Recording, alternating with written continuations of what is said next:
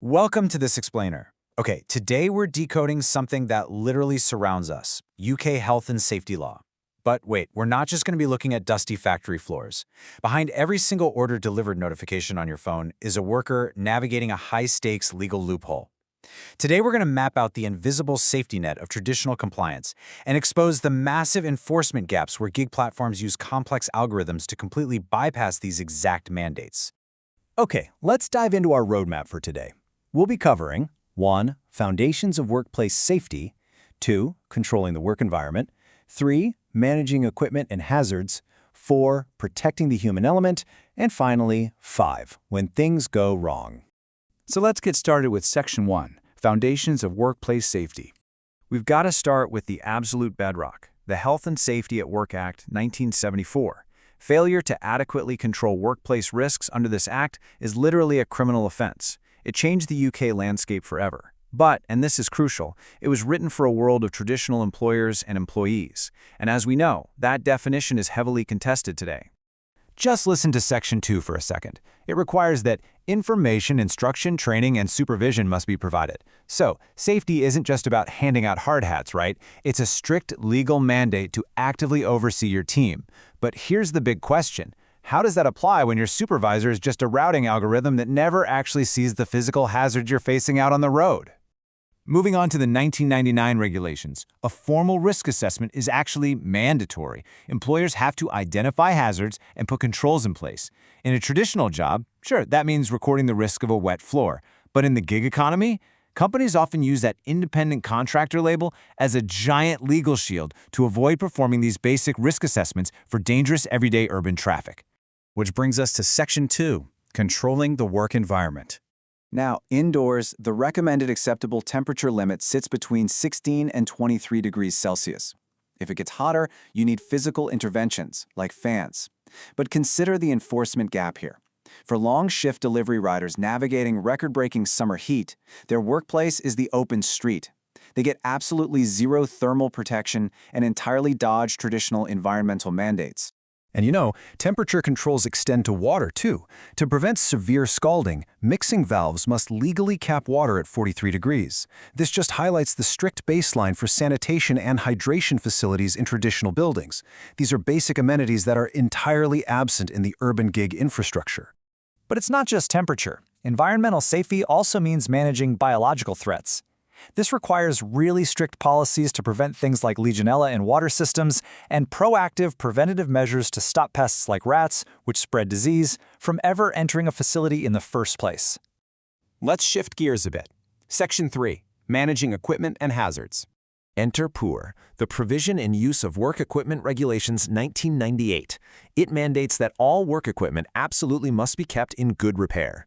Think about it. In a warehouse, the company pays to maintain the forklifts, but in the gig economy, platforms shift that vehicle maintenance liability entirely onto the rider.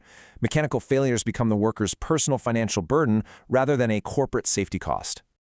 To put this into perspective, just consider the sheer physics involved in everyday equipment. A typical commercial vehicle tire holds over 34 tons of force in its sidewall.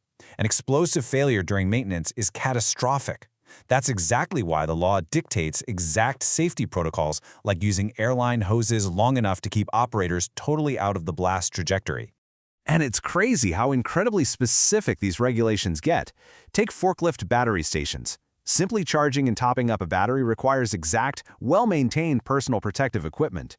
We're talking BS-EN 163 compliant goggles, appropriate aprons, and gloves just to prevent severe chemical injuries. It must be strictly maintained.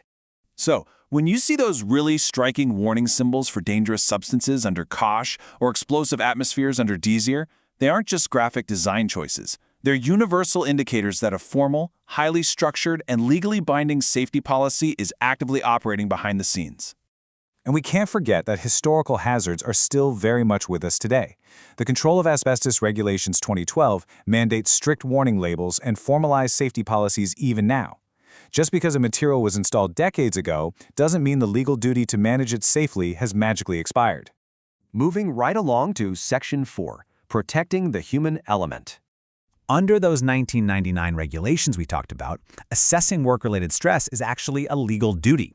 For the job itself, that means sensible hours and realistic targets. But contrast this with modern gig work for a second. Algorithms create this gamification of delivery that forces riders into high-speed, high-stress scenarios just to maintain earnings. It directly rewards them for ignoring their own personal fatigue.